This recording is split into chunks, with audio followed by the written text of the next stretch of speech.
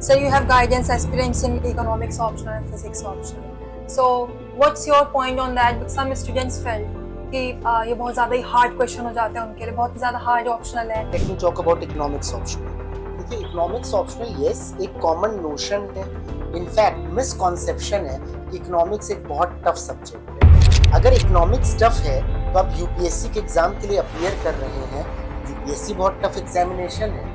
तो जब आपने ये चूज कर लिया कि आपको टफ पाथ पर ही चलना है और इस पाथ में जो आप पेपर देंगे भले वो प्रीलिम्स हो या मेंस हो, इकोनॉमिक्स का एक बहुत क्रूशियल और इम्पोर्टेंट रोल है. So sir, as we all know, you have also done your PhD in economics.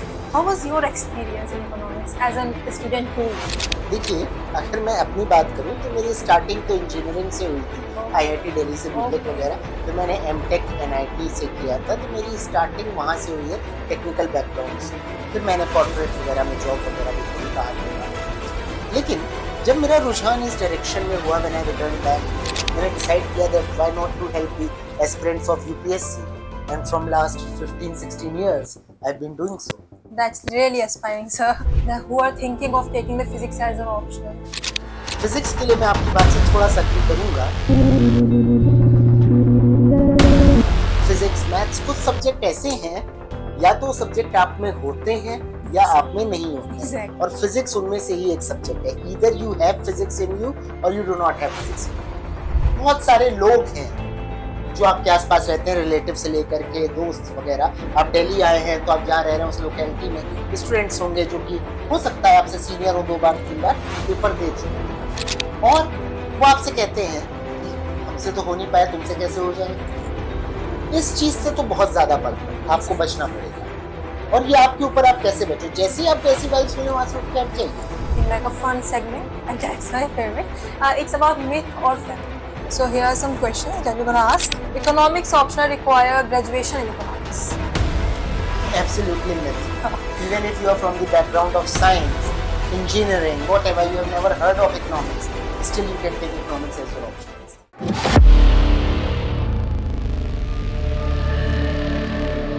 Hello everyone, welcome to another insightful episode of our UPSC podcast. I am Khushi Jha, and today we have with us someone who has mentored countless aspirants and has built a reputation for making even the most challenging optional approachable. Our guest today is Dr. Pratik Tripathi sir, an esteemed faculty for physics optional and economics optional with an extensive experience guiding UPSC aspirants. Sir has also been associated with the Indian Economic Services, giving him a unique perspective on competitive examination. Sir, thank you for taking your time. Thank you very much. Okay. So you have guidance aspirants in economics optional and physics optional. So what's your point on that? Because some students felt कि ये बहुत ज़्यादा ही hard question हो जाते हैं उनके लिए, बहुत ज़्यादा हार्ड ऑप्शनल है. They feel so like they shouldn't go for like physics and economic optional. Okay, especially for economics, sir, because economics is considering as a like very considering of finance plus mathematics questions sometimes. Like how to deal with those Okay. questions? See, let us take this question in a step-by-step manner. So first, let me talk about economics optional. तो देखिए economics optional yes एक common notion है, in fact misconception है कि economics एक बहुत tough subject है. अगर इकोनॉमिक्स टफ है तो आप यूपीएससी के एग्जाम के लिए अपीयर कर रहे हैं. यूपीएससी बहुत टफ एग्जामिनेशन है. तो जब आपने ये चूज कर लिया कि आपको टफ पाथ पर ही चलना है और इस पाथ में जो आप पेपर देंगे भले ही वो प्रीलिम्स हो या मेंस हो, इकोनॉमिक्स का एक बहुत क्रूशियल और इम्पोर्टेंट रोल है. There is no other option कि आप इकोनॉमिक्स को अच्छे से ना पढ़ें और यूपीएससी क्वालिफाई कर जाएं. तो जब आपको इकोनॉमिक्स पढ़ना ही है अच्छे से और आपको इकोनॉमिक्स की डेप्थ में जाना ही है, तो आप इकोनॉमिक्स ऑप्शनल क्यों नहीं ले लेते हैं. क्योंकि जो इकोनॉमिक्स ऑप्शनल का सिलेबस है उसका यूपीएससी के जीएस के पेपर, प्रीलिम्स के paper, even current affairs, 45% of current affairs, इसके साथ मैक्सिमम ओवरलैप है. कोई और ऑप्शनल आउट ऑफ 48 ऑप्शनल्स जो यूपीएससी देता है, कोई भी ऑप्शनल ऐसा नहीं है जो इतना ज्यादा ओवरलैप करता है. Exactly. तो अगर आप इकोनॉमिक्स ऑप्शनल को अच्छे से कर लेंगे तो आप overall structure of the examination में अपनी हेल्प करेंगे और आपके चांसेस टू गेट सिलेक्टेड ये कई गुना बढ़ जाते हैं। Exactly. ठीक है। और जहां तक आपने बात करी कि सब्जेक्ट टफ है, देखिए इकोनॉमिक्स टफ सब्जेक्ट नहीं है, एक्चुअली लोग इसको समझ नहीं पाते हैं, वो इसको रटते हैं, ये मोनोटोनस बन जाता है, Exactly. बोरिंग बन जाता है, और क्योंकि बोरिंग बन जाता है इसलिए स्टूडेंट्स को लगता है ये टफ है। Yeah. मेरा अप्रोच ये रहता है, जब भी कोई स्टूडेंट मेरे पास इकोनॉमिक्स ऑप्शनल पढ़ने आता है, मैं सब्जेक्ट को जब उसके डे टू डे लाइफ से रिलेट करने लगता हूँ, ऐसी चीजों से रिलेट करने लगता हूँ जो उसके साथ घट रही हैं, हो रही हैं, तो ऑटोमेटिकली एक कनेक्शन बन जाता है और फिर कॉन्सेप्ट अपने आप समझ में आने लगते हैं। Exactly. तो सब्जेक्ट टफ है नहीं, उसको बनाया गया है tough. Yeah. So, sir, as we all know, you have also done your PhD in economics. How was your experience in economics as a student too? देखिए, अगर मैं अपनी बात करूं तो मेरी स्टार्टिंग तो इंजीनियरिंग से हुई थी, Okay. आईआईटी दिल्ली से बीटेक Okay. वगैरह, फिर मैंने एमटेक एनआईटी से किया था, तो मेरी स्टार्टिंग वहां से हुई है टेक्निकल बैकग्राउंड से। फिर मैंने कॉर्पोरेट वगैरह में जॉब वगैरह भी करी, बाहर भी रहा। लेकिन जब मेरा रुझान इस डायरेक्शन में हुआ, व्हेन आई रिटर्न बैक, और फिर मैंने सोचा कि मुझे टीचिंग में जाना है, फिर मैंने अपना, हमारे टाइम पे आई डोंट नो कितना चेंज हो गया है, हमारे टाइम पे एंट्रेंस एग्जामिनेशन होता था दिल्ली स्कूल ऑफ इकोनॉमिक्स के लिए, अगर आपको मास्टर्स करना हो, और अगर आपका साइंस या टेक्निकल बैकग्राउंड है तो इवन विदाउट ग्रेजुएशन आप अपीयर कर सकते हैं मास्टर्स के लिए। तो एग्जाम की जब प्रिपरेशन कर रहे थे उस टाइम पे खुद से ही पढ़ रहे थे, और जब खुद से पढ़ रहे थे तो सब्जेक्ट स्टार्टिंग में तो बड़ा ड्राई लगा, क्योंकि आप टेक्निकल बैकग्राउंड से आते हैं जहाँ पे सारी चीजें बड़ी कॉन्सेप्चुअल होती हैं, तो वो अपीलिंग होती हैं। Yeah, kind of. तो ये थोड़ा थ्योरेटिकल, ह्यूमैनिटी का सब्जेक्ट इंडिया में बोला जाता है, थोड़ा थ्योरेटिकल, थोड़ा ड्राई लगा। लेकिन जब आप थोड़ा अंदर ड्वेल करते हैं और चीजों को समझते हैं तो आप रियलाइज करते हो कि इंडिया के हिसाब से ह्यूमैनिटी का सब्जेक्ट है, लेकिन है ये साइंस का ही सब्जेक्ट। Exactly. ये आपको बहुत अपीलिंग लगता है, और फिर तो आपका रिद्म बन जाता है। उसके Sure, बाद फिर sure. मास्टर्स और सब आगे होता चला गया, and the subject became the life. और जब ऐसा हुआ उसके बाद मैंने डिसाइड किया that why not to help the aspirants of UPSC, and from last 15-16 years I have been doing so. That's really aspiring, sir. Okay, so one more thing, sir. You are like also taught physics optional too. Like it's the toughest optional for the like people like us. We don't gonna touch the physics as an optional subject because of its syllabus, because of like the theory in that. The subject's approach is different for like for especially for physics. So how would you inspire the students out there who are thinking of taking the physics as an optional? How can you guide them? देखिए, physics के लिए मैं आपकी बात से थोड़ा सा agree करूंगा कि हाँ, फिजिक्स एक ऐसा सब्जेक्ट है, फिजिक्स मैथ्स कुछ सब्जेक्ट ऐसे हैं, या तो सब्जेक्ट आप में होते हैं या आप में नहीं होते हैं। Exactly. और फिजिक्स उनमें से ही एक सब्जेक्ट है, either you have physics in you or you do not have physics in you. तो अगर आपको लगता है, फर्स्ट ऑफ ऑल 11th-12th में आपने फिजिक्स पढ़ी होनी चाहिए। Yeah. इकोनॉमिक्स के साथ ऐसा नहीं है, आपने लाइफ में कभी भी ना पढ़ी हो। Yeah. मेरे पास जो बैच में बच्चे आते, कुछ आईआईटी के होते हैं, कुछ किसी और बैकग्राउंड के, आपके साइंस वगैरह के बच्चे, जूलॉजी वगैरह के भी, ये भी इकोनॉमिक्स ऑप्शनल लेते हैं और लेते रहे हैं और सिलेक्शन भी देते रहे हैं। तो इकोनॉमिक्स जो है वो बैकग्राउंड डिपेंडेंट नहीं है, आपने कुछ भी लिया हो चल जाएगा। 11th-12th में हमने कभी इकोनॉमिक्स ना पढ़ी हो चल जाएगा, क्योंकि मैं ग्रास रूट लेवल से स्टार्ट करता हूँ। बट फिजिक्स के लिए नेसेसिट हो जाता है कि आपको बेसिक आइडिया तो होना चाहिए फिजिक्स का। 11th-12th में आपका साइंस का बैकग्राउंड होना चाहिए। ग्रेजुएशन आपने अगर फिजिक्स से कर रखा है तब तो बहुत अच्छी बात है, फिर तो आप ही का सब्जेक्ट है, आप लीजिए। लेकिन अगर आपने ग्रेजुएशन फिजिक्स से नहीं भी कर रखा है तब भी आप फिजिक्स ऑप्शनल ले करके अच्छा स्कोर कर सकते हैं। हाँ, सिलेबस वास्ट है, क्योंकि ग्रेजुएशन और 65% पोस्ट ग्रेजुएशन है, जो कि लगभग हर ऑप्शनल के साथ है। पर क्योंकि ये फिजिक्स है तो इसमें थ्योरी भी है, डेरिवेशन भी है, न्यूमेरिकल्स भी है। तो हाँ, लेकिन सब्जेक्ट ऐसा नहीं है कि यूपीएससी आपसे इसमें बहुत कठिन क्वेश्चन पूछे। देखिए, ये दोनों चीजें पैराडॉक्सिकल हैं पर साथ ही साथ ट्रुथ भी है। सब्जेक्ट टफ है इसलिए यूपीएससी इसमें ज्यादा टफ क्वेश्चन नहीं पूछ सकता। Exactly. क्योंकि अगर इस सब्जेक्ट में ज्यादा टफ क्वेश्चंस पूछ लिए तो कोई कर ही नहीं पाएगा। That's true. और क्योंकि सिलेबस बहुत वास्ट है फिजिक्स का, इसलिए हर चीज को उतनी डेप्थ में जाके पढ़ने की जरूरत नहीं है। कुछ जगहों पे पढ़ाया जाता है उतनी डेप्थ में, जैसे कि बच्चा पीएचडी करने आया है, बच्चा पीएचडी करने नहीं आया है फिजिक्स में, वो एक कॉम्पिटिटिव एग्जाम में क्लियर करने के लिए फिजिक्स लेके बैठा है।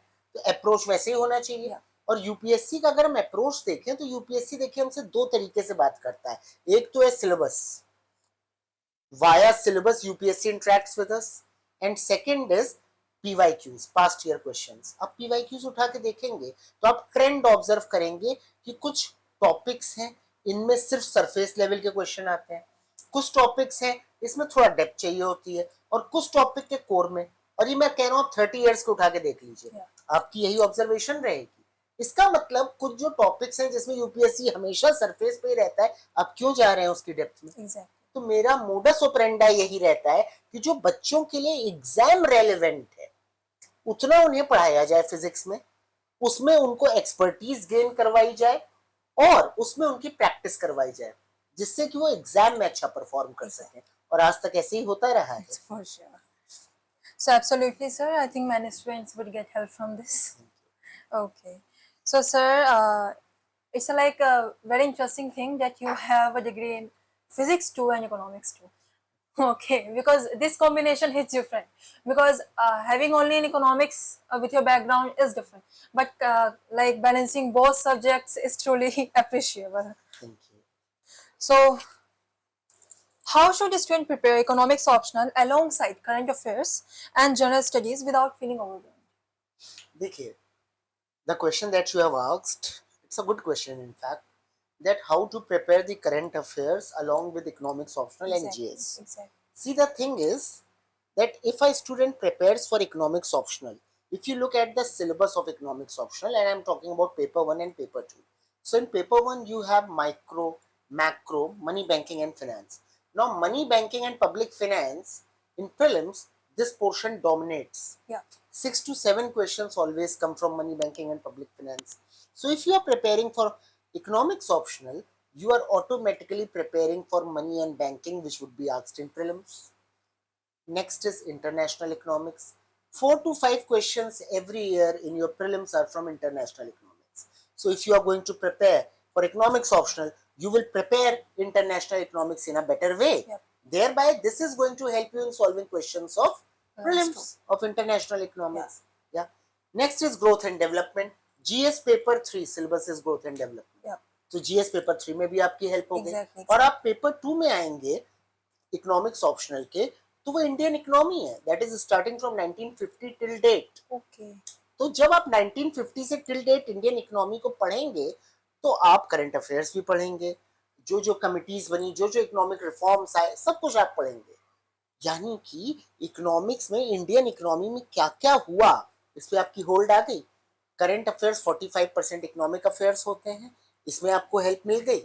साथ ही साथ इस बार प्रीलिम्स में एक क्वेश्चन आया, इनफैक्ट 2 क्वेश्चंस आए थे. एक क्वेश्चन 37 ईयर ओल्ड कमेटी पे आया. Okay. अब कोई स्टूडेंट जिसने इकोनॉमिक्स ऑप्शन नहीं लिया है, वो 37 साल पुरानी कमेटी के बारे में क्यों पढ़ेगा? Exactly. अगर देखा भी होगा तो सरसराती नजर से देख लिया होगा. पर अगर आप इकोनॉमिक्स ऑप्शनल लेते तो आपके तो सिलेबस में होती हैं वो कमेटियां, आप सिर्फ उनके बारे में पढ़ते ही ना, आप उसमें जो है प्रोफिशिएंसी भी ऑब्टेन कर लेते, आपको याद होती, आप वो क्वेश्चन कर ले जाते. एक क्वेश्चन 1999 पे आया था इकोनॉमिक कमेटी पे, जो रिफॉर्म्स वगैरह थे उस पे. अब कौन 1999 की कमेटी पढ़ता है, और ये इस साल प्रीलिम्स में हुआ है. तो वही मैं बताना चाह रहा हूँ कि यूपीएससी अब करंट अफेयर्स के नाम पे लोग क्या करेंगे, एक साल के ही तो करंट अफेयर्स पढ़ेंगे. बहुत ज्यादा डेडिकेटेड है, 2-3 साल के इकोनॉमिक सर्वे पढ़ लेगा, बजट पढ़ लेगा. 37-40 ईयर्स पहले कौन जाएगा? पर यूपीएससी तो क्वेश्चन पूछ रहा है. तो इकोनॉमिक्स ऑप्शनल ले करके ये नहीं सोचना है कि मैं जीएस और करंट अफेयर कैसे मैनेज करूंगा. इनफैक्ट आप जब इकोनॉमिक्स ऑप्शनल पढ़ रहे हैं तो जीएस और करंट अफेयर ऑटोमेटिकली मैनेज हो रहे हैं. Exactly. Okay. So that's some practical advice. I think students should follow these rules, because thinking about कि ये subject बहुत hard है, नहीं हो पाएगा, instead of that they should use your given practical advices and make their preparation. So in your experience, what are the biggest mistakes that UPSC aspirant do at the time of preparation? See, there are list of mistakes that students do while preparation. I'll list out the major ones. First foremost is that when someone starts the preparation, they are actually very much boosted up, they are high in confidence, they are on the 7th cloud, and they do it very diligently for starting 2 or 3 months. Exactly. Now this period varies depending on the potential and personal commitment of this. Exactly. So for the starting 2 to 3 months, everyone is very serious, they are very focused and they want to do it. But as the course rolls on, and at some point of time they start feeling that, oh my god, this is overwhelming. Exactly. And once they realize that it is overwhelming, then they start giving up mentally. Yeah.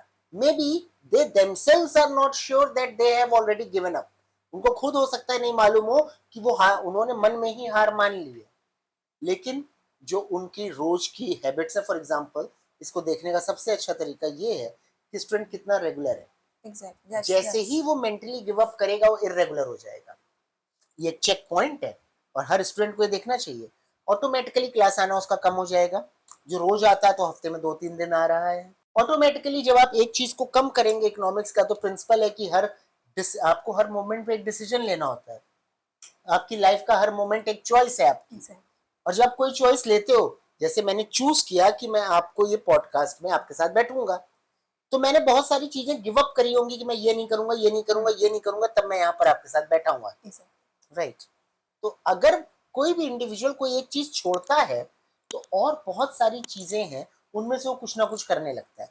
दोस्तियां बढ़ जाएंगी, Yeah. इधर उधर घूमता मिलेगा, ये सारी चीजें दिखना शुरू हो जाती हैं. इससे आप समझ जाते हैं कि सीरियस नहीं है. अच्छा, क्या ये गलत है कि हार मान गया? हाँ, गिव अप कर देना गलत है. Course overwhelming accepted. कोर्स तो है ओवरवेलमिंग, ये एग्जाम ही ऐसा है.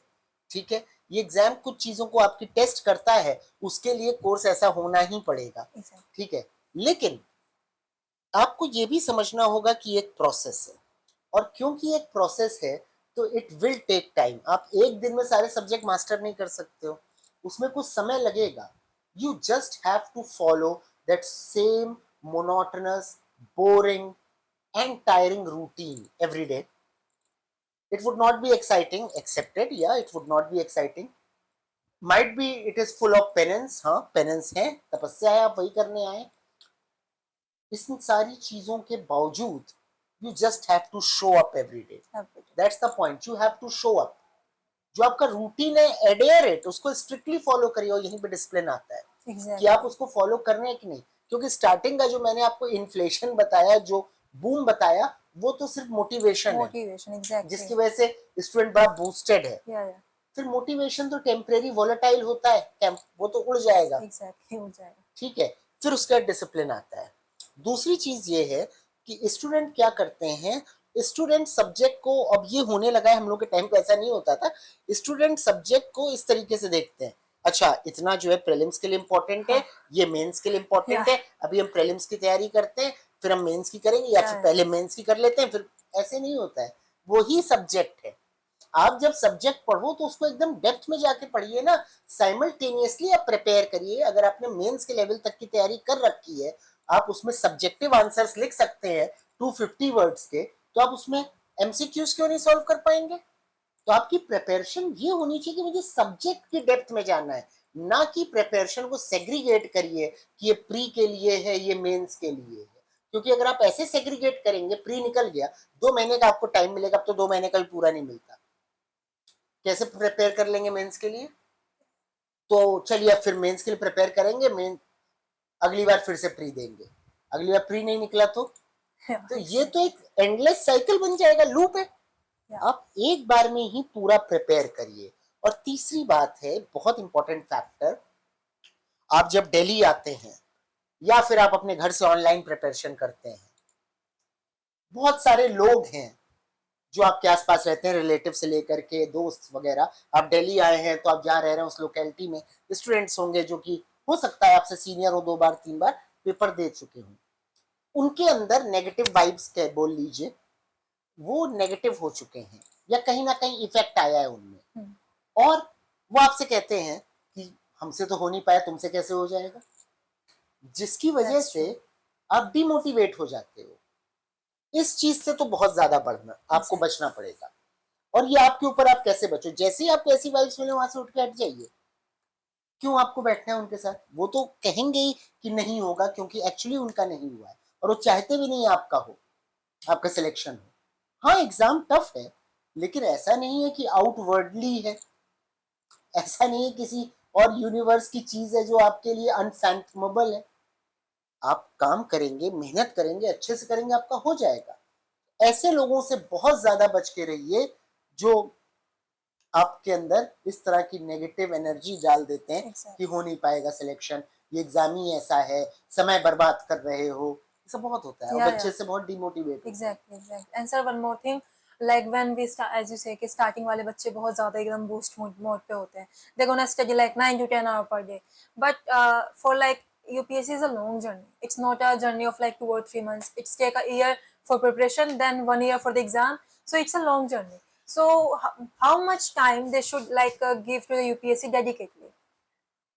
देखिए ये जो क्वेश्चन आपने पूछा, इसमें फिर से 2-3 बातें निकल करके आती हैं। पहली बात तो ये है कि स्टार्टिंग में जो मैंने कहा, आपने सही बात कही, स्टार्टिंग में मोरल बहुत हाई होता है, ठीक है, 7th क्लाउड पे लोग होते हैं, जिसकी वजह से 10 घंटे 12 घंटे स्टार्टिंग में पढ़ते हैं दिन में, Exactly. और वो वियर आउट हो जाते हैं। इसको ऐसे समझिए, किसी ने नई नई जिम ज्वाइन करी और स्टार्टिंग में कुछ दिन 3-3 घंटे वो जिम में बिता रहा है, एक्सरसाइज कर रहा है, बहुत सही. वो 5 दिन में कोलैप्स कर जाएगा, फिर वो जाएगा भी नहीं जिम, उसको इतना बॉडी पेन होएगा। जो चीज सस्टेन करनी है लॉन्ग रन में, मैंने पहले ही कहा, ये एक प्रोसेस है। Rome was not built in a day, और अगर आप एक दिन में बनाने की कोशिश करेंगे तो रोम तो नहीं बनेगा, आप टूट जरूर जाएंगे, Exactly. ठीक है ना। ये आप ऐसा थोड़ी ना है, आप अपने ऊपर लेके चलिए। व्हेन यू वर बॉर्न, आप इन्फेंट थे, आप बोलने लगे थे, कितनी लैंग्वेजेस बोल लेते थे, धीरे धीरे आपने सब सीखा ना, पहले चलना, उठना, बैठना, फिर बोलना। वैसे ये भी एक प्रोसेस है, एक टाइम कंज्यूमिंग प्रोसेस है। आप धीरे धीरे चीजें सीखोगे। कितना टाइम देना चाहिए स्टडीज को, अपनी क्लासेस के साथ आप सेल्फ स्टडी में अपनी कैपेसिटी के अनुसार कितना मैनेज कर पाते हैं। अगर आप 7 घंटे क्लास ले रहे हो, मैं आपसे कहूँ 10 घंटा आप पढ़िए वापस आकर के सेल्फ स्टडी, That's not तो ये possible. इम्प्रैग्मेटिक है, अनप्रैग्मेटिक Exactly. चीज है। 5 से 6 घंटे दीजिए। बात ये है कि वो रेगुलर है कि नहीं है। Exactly. बात ये नहीं कि एक दिन पढ़ लिया, 2 दिन पढ़ लिया। बात ये है क्या इतना ही रोज पढ़ा, 1 साल तक ऐसे ही पढ़ते रहे, और जब कोचिंग में, इंस्टीट्यूट में आपका कोर्स कंप्लीट हो जाए, आपका ऐसा पूरा दिन है, अब आप बढ़ा सकते हैं अपने स्टडी आवर्स। लेकिन फिर से वो आपकी कैपेसिटी, आपके पोटेंशियल एंड आपकी अवेलेबिलिटी ऑफ टाइम के हिसाब से होना चाहिए। इसमें आपको रश नहीं करना है, किसी और को देख के नहीं करना है कि वो 12 घंटे भैया पढ़ते हैं तो मैं भी 12 घंटे पढ़ूंगा। आपकी क्या कैपेसिटी है, ऐसा टाइम चूज करिए, ऐसा रूटीन चूज करिए जो प्रैक्टिकल हो, आप फॉलो कर पाए और लॉन्ग रन में सस्टेन कर पाए। I completely agree, sir. Like सबको देखने की बजाय अच्छा होगा कि students should go for their own strengths and should check what are their personal challenges and should go for that only. Okay, so sir, you are the faculty of Indian Economic Services too. So could you tell us what's the Indian Economic Services and how you like go Okay. towards Indian Economic Services? See, if we talk about IES examination, that is Indian Economic Services, this exam is also conducted by UPSC, right? Yeah. This exam is held in June every year. इस exam के लिए the requirement is, eligibility criteria is that you have to be PG, postgraduate in economics, any subject that matches economics like management and all. Okay, so you have to be PG here. इस exam में seats कम है, sometimes 21, sometimes 27, कभी कभी 15-18 seats भी, that depends on the availability. ठीक है, वो seat very करती हैं जैसे यूपीएससी सीएससी में करती है।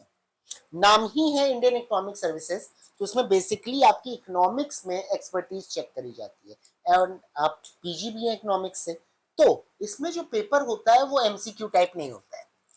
4 पेपर्स इकोनॉमिक्स के होते हैं, GE1 that is general economics, general economics 1, 2, 3, 4, इसमें 4th पेपर पूरा इंडियन इकोनॉमी पे है, और 2 पेपर आपके और होते हैं जो कि जीएस और इंग्लिश के होते हैं। जब आप इनको क्वालिफाई कर लेते हैं तो फिर इंटरव्यू होता है, और फिर उसके बाद मेरिट लिस्ट बनती है। अब इंडियन इकोनॉमिक सर्विसेज का जो सिलेबस है वो 60% सेम है इकोनॉमिक्स ऑप्शनल के साथ। Okay. तो जिस इंडिविजुअल ने इकोनॉमिक्स ऑप्शनल लिया है वो आगे, वो बच्चा अपना यूपीएससी की तैयारी भी कर रहा है, वो पीजी कर सकता है इकोनॉमिक्स से साथ साथ में, डिस्टेंस लर्निंग भी कर सकता है पीजी में। वो अपना इकोनॉमिक्स से पीजी करे तो उसके लिए एक और ऑप्शन खुल जाता है इंडियन इकोनॉमिक सर्विसेज में अपीयर करने का, Exactly. राइट। और अगर उसकी स्ट्रेंथ इकोनॉमिक्स है, क्योंकि देखिए यूपीएससी में तो बहुत सारे सब्जेक्ट और बहुत सारे पैरामीटर्स हैं जिस पे आपको जज किया जाएगा, पॉलिटी है, हिस्ट्री है, ज्योग्राफी है, साइंस एंड टेक है, एनवायरमेंट एंड इकोलॉजी है, बहुत सारी चीजों पे आपको जज कर रहा जा रहा है। जबकि अगर आप आईईएस की बात करें तो इसमें तो सिर्फ इकोनॉमिक्स है, और क्योंकि सिर्फ इकोनॉमिक्स है, और अगर आपको इकोनॉमिक्स पसंद है, आपने इकोनॉमिक्स ऑप्शनल लिया है, तो आप इसमें बहुत अच्छा परफॉर्म कर सकते हैं इस एग्जाम में, और आप सिलेक्ट हो सकते हैं। और आपकी जो रैंक होगी, आप स्टार्टिंग में ही इंडियन इकोनॉमिक सर्विसेज क्वालिफाई करके स्टार्टिंग में ही आप फाइनेंस मिनिस्ट्री के साथ वर्क करेंगे, and you can also become CEA of India, not during the time of joining, Oh, but down the lane. yeah, exactly. That's very informative.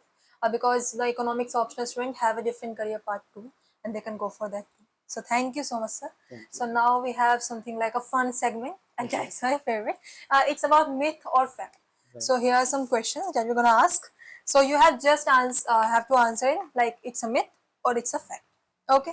So first question is you need study 50 hours daily to clear UPSC. Myth. Okay, physics optional is only for geniuses. Myth. Totally a Okay. myth. Economics optional require graduation in economics. Absolutely myth. Even if you are from the background of science, engineering, whatever, you have never heard of economics, still you can take economics as your optional. Exactly. So one failure means UPSC is not for you, is it? Failure is that's what I believe in. Failure is something that teaches you how to succeed. It's a ladder to success. So yeah, one failure is not something that you should take very seriously, but yeah, you should learn from your mistakes, and it's your time. You should decide that how much time you have to give for UPSC. 1 year, 2 year, 3 year, and I think 2 to 3 years is fine. That much it takes to clear UPSC. Okay, another question is, sir, answer writing matters more than reading? Both are equally important. What will you write until you have not read? Okay, that's true. Okay, fantastic, sir. Before we close, just want to add one more thing. If you are preparing for UPSC CSC, take economics, give it a chance, and let me assure you, this economics, this subject is actually going to help you a lot. It's going to change the way you think and perceive. And we here at Plutus IAS, I particularly for economics, always available for you to help you and guide you. Thank you. Before we conclude, I would like to sincerely thank you, Dr. Pratik Tripathi, sir, for sharing such valuable insights on economics optional and Indian economic services with physics optional. Your experience and guidance will clearly help thousands of aspirants, sir. Because the way you talk, the way your approach towards the economics, physics, and Indian economic services are truly appreciable and truly fantastic. To all our viewers, if you found today's conversation helpful, don't like to like, share, and subscribe